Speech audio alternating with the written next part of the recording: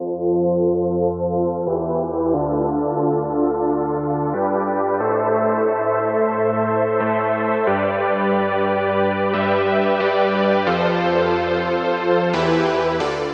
there, it's Stephanie Shea, Chief Astrologer for janspiller.com with your February 2024 astrological overview. This is a really powerful month. There's no inner planet retrogrades. There's a lot of astrology directing us towards breakthroughs, self-awareness, innovative solutions. This is all coming from an abundance of Aquarian energy, which can often feel like a breath of fresh air after a period of stagnancy or feelings of being stuck. So I wouldn't say there's necessarily a peaceful feel to the month. We're meant to feel a bit jolted to attention at this time. Yet there's going to be a mood of optimism and confidence coming from the North Node in Aries that will really help us envision a positive outcome to current struggles.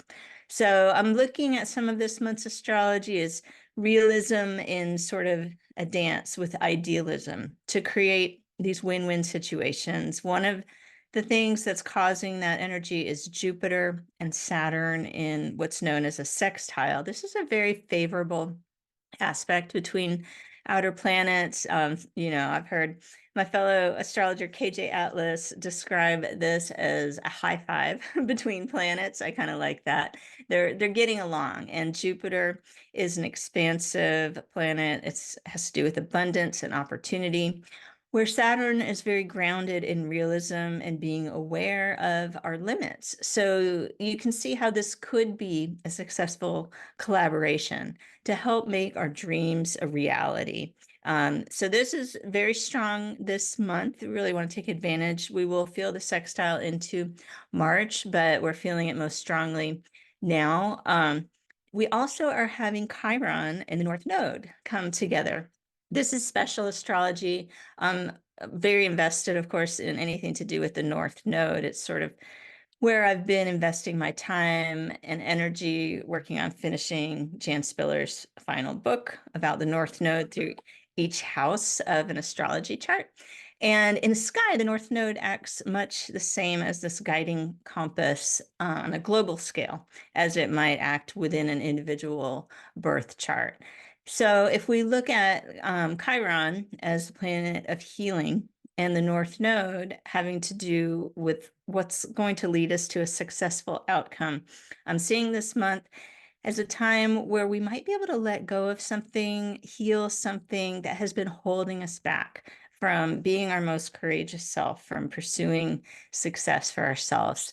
This month, the North Node and Chiron will be in an exact conjunction at around 16 degrees of Aries. So I think Aries people will really be feeling this astrology, but it can apply to everybody. And we're being encouraged to move forward with more confidence, courage, and revealing our true selves. Now, another exciting conjunction this month is Mars and Venus conjunct in Aquarius. This happens about once a year, and it's a reset for relationships in particular. Mars and Venus will be exact at 6 degrees of Aquarius on February the 21st. And this is really good for anybody that wants to establish a new pattern in their relationship, or maybe somebody looking to start a new relationship. Aquarius rules things, including friendship, right? Friendship, community, freedom, and innovation. So this is a good time to remember the importance of friendship within our relationships. And although Aquarius can be somewhat of a detached energy as an air sign, it's actually really compassionate because it's desiring the best outcome for everybody involved. And sometimes the way to arrive at that outcome is to kind of step back, take some of the emotional charge off the situation, and think what's actually going to be the best for everyone involved here, and not take things so personally. Pluto is going to be at 1 degree of Aquarius at the time of this conjunction. So this could have some intensity, but the Aquarian vibe will help us take a step back and avoid getting pulled into unnecessary drama. We'll probably shed some of our petty differences under this astrology and relate to one another more in a friendship type of way. And when it comes to romantic partnership, we might find that we're able to express our love more freely when we release any overly idealized romantic notions, right? And see people for who they truly are. We don't have to be living in a romance novel to have successful relationships. We'll have Mercury moving direct, as I mentioned. It will be in Capricorn as the month begins. So that's a really good time to deal with practical matters during the first few days of February. On the 5th, Mercury moves into Aquarius, where it will stay through the 22nd, big chunk of the month. During these days, we'll be supported to experiment with new methods and break free from old patterns that really haven't been serving us. We're likely to come up with our most inventive ideas during these days, and it could be helpful to keep a notebook handy, jot down the insights that come to you during these days. Now, on the 23rd, Mercury will move into Pisces. This is a really good time as we're closing out the month to tap into our intuition and any messages from a higher power. We'll do really well to plan some alone time during the last week of February to process some of the busy events of the month. Creative projects are going to have some extra support while Mercury is in Pisces, and that will be between February 23rd and March the 8th.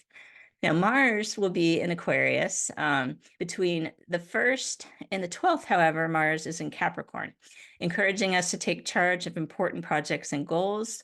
We're going to probably accomplish a lot on our own during that first week or so of the month. And it's going to be important to establish a solid foundation as the month begins, because we could feel a little bit more distracted as February progresses. So if we have a good sense of what we want and how to get there, we'll be able to easily adapt to any surprises that come our way. Mars is entering Aquarius on February the 13th, and it will stay in that sign through the 21st of March. We could feel a bit more rebellious under this energy and decide to shake things up if we've been feeling a bit stuck. I would use the power of Mars and Aquarius to acknowledge what you want to change instead of trying to pretend that you're okay with business as usual. And incremental changes can be very satisfying. It can help satisfy the urge to create a different path without completely upending your life and sacrificing your security. New routines will place us in the right environments to meet people who could help us to see the world differently. February 13th to the 29th, remember it's a leap year, will be an ideal time to take in some new experiences and make adjustments to some of the ideas we developed earlier in the month. We've got Venus also moving from Capricorn to Aquarius. So you can feel this shift throughout the month. As the month begins, Venus is in Capricorn, helping us to attract professional opportunities and build resources for the future. We could be drawn toward those who exude a sense of sovereignty, and our own ability to take charge of our lives is going to make a really good impression. So use the first part of the month to put forth effort on your own behalf and enjoy any recognition that might come your way. It's probably really well deserved. Now, on the 16th, Venus moves on into Aquarius. It will remain there until March 11th. During these days, we're probably going to feel better when we don't try to blend in. It's likely that some of our unique ways of navigating the world will be fascinating to others. So don't try to hide those quirky things that you think make you unlikable or something. It's actually could be quite endearing with Venus in Aquarius. And we're apt to take joy in exchanging ideas with our loved ones, and group efforts can make a lot of progress under this Venus in Aquarius energy. I'd say for romantic relationships, they could be due for some refreshing changes. So if you're single, the second half of the month, I think, is going to be the especially good time to meet new people. Now let's look at the new moon and the full moon. We've got the new moon on February 9th. It's in Aquarius. This new moon is really well suited for intentions that have to do with friendship. What else is in here? Knowledge, objectivity, collective well-being. Humor is an Aquarian trait. So you can consult Jan Spiller's book, New Moon Astrology. It has some great sample wishes for the new moon under the sign of Aquarius. And the degree of the new moon is going to be the degree is going to be 20 degrees of Aquarius. So if you were born on or around February the 9th, you might especially be ready for some bigger new beginnings in this year ahead. Now, our full moon will be at 5 degrees of Virgo. That's on the 24th of February. Anytime there's a Virgo full moon, I feel like our attention gets drawn to the details. And this can be for better or for worse. Sometimes we notice something that has been overlooked that is important to take note of, but a lot of times it can activate our emotions and our critical brain and cause people to criticize themselves or others and try to fix something that maybe isn't really broken. It actually just needs some fine tuning. So it is important to pay attention at this new moon, or full moon, I should say, in Virgo, what comes up, and see if there's anything that you can tinker with, but it probably doesn't need to be completely revamped. Now, if you have been working slowly and steadily, let's say towards health and fitness goals or towards goals related to your work, your daily job, finding a job, I see this full moon in Virgo as very favorable for your efforts coming to fruition. So, especially if you made new moon intentions back in January about the goals you want to achieve related to these types of topics, either health, wellness, fitness, your daily routines and time management, or anything to do with jobs or work. So I hope that you can make the most of February's astrology. I'm seeing it as one of really the go-getter months of the year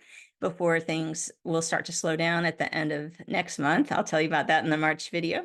And have a wonderful month. I'll see you next time with your overview.